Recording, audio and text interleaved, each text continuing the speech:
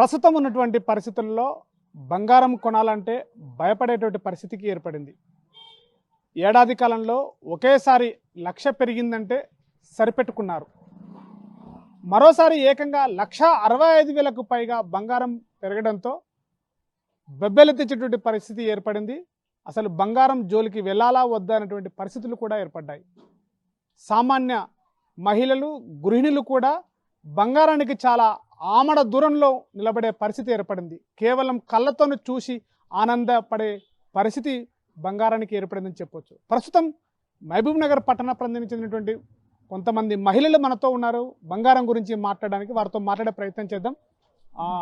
చెప్పండి, ఇప్పుడు ఈ మధ్య కాలంలో బంగారం గతంలో ₹1,00,000 పెరిగిందంటే సరేలే అనిపే సరిపెట్టుకున్నారు. కానీ ఒకటేసారి 1,65,000కు పైగా బంగారం రేటు పెరిగింది. ఏం చెప్తారు ఈ బంగారం రేటు విషయంలో పెరగడంలో ఏం చెప్తారు? చెప్పడం అంటే ఇంకా అసలు మాటలు రావడం లేదు సార్. అసలు గోల్డ్ అండ్ బంగారం అనేది మన జీవితంలో ఒక భాగం అయిపోయింది. మహిళలకు, మన దేశంలో ముఖ్యంగా మహిళలకు ఒక బ్రాండ్ అంబాసిడర్ బంగారం అంటేనే. అంటే సంస్కృతి సాంప్రదాయాలు అని మాట్లాడే మన దేశాధినేతలని వాళ్ళ మాటల్ని కాపాడాలి అంటే మన మహిళలు అప్పులు చేసుకొనైనా దాన్ని వాళ్ళు ఇది చేసుకునాలి. కనీసం ఇప్పుడు పెళ్లిళ్ళలో సాంప్రదాయాలు పెట్టారు. అమ్మాయి పెళ్లి చేస్తే కనీసము మెడలో పుస్తల తాడు 2 తులాలు, సరే అది పెట్టలేని వాళ్ళు ఉంటే కనీసం పుస్తే మెట్టే చేపియాలని అంటారు. కానీ ఈరోజు కాళ్ళల్లో మెట్టలు పెట్టాలన్న పేదోడు 20,000 రూపాయలు అప్పు చేసుకోవాల్సి వస్తుంది. అంటే వెండి ధర కూడా 4 లక్షలకు దగ్గర వచ్చింది కేజీ, అంటే 4,000 తులం. మినిమము 4 తులాలు లేని మెట్టలు రావు. అంటే ఎటు పోతుంది? ఎందుకు ఈ ధరలు ఎందుకు పెరుగుతున్నాయి? సామాన్యులకు ఇది అర్థం కాదు.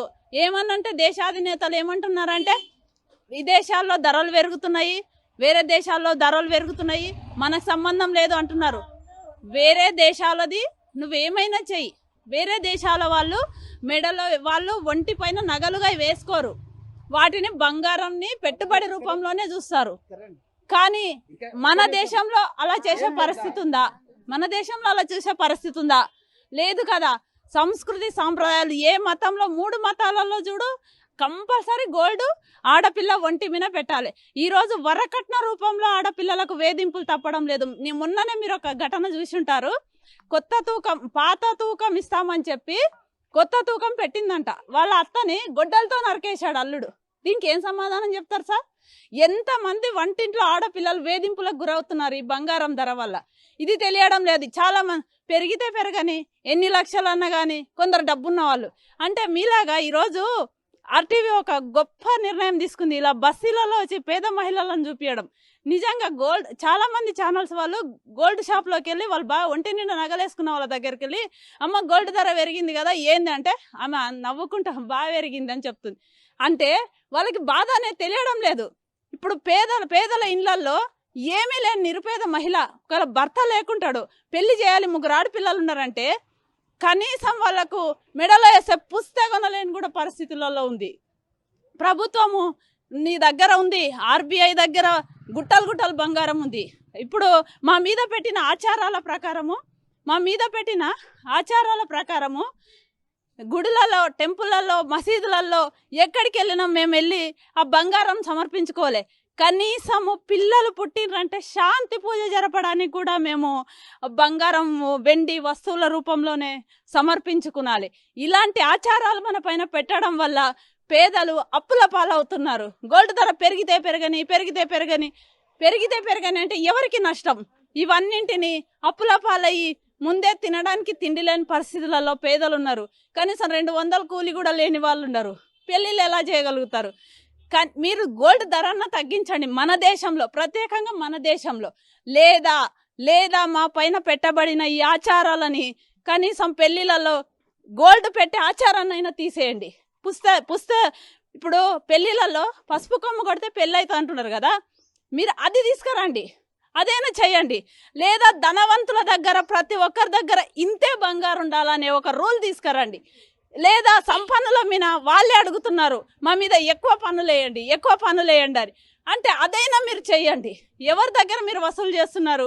ఎవరి దగ్గర జిఎస్టీల రూపంలో తీసుకుంటున్నారంటే కూటికి లేని నిరుపేదలనే పీడిస్తున్నారు.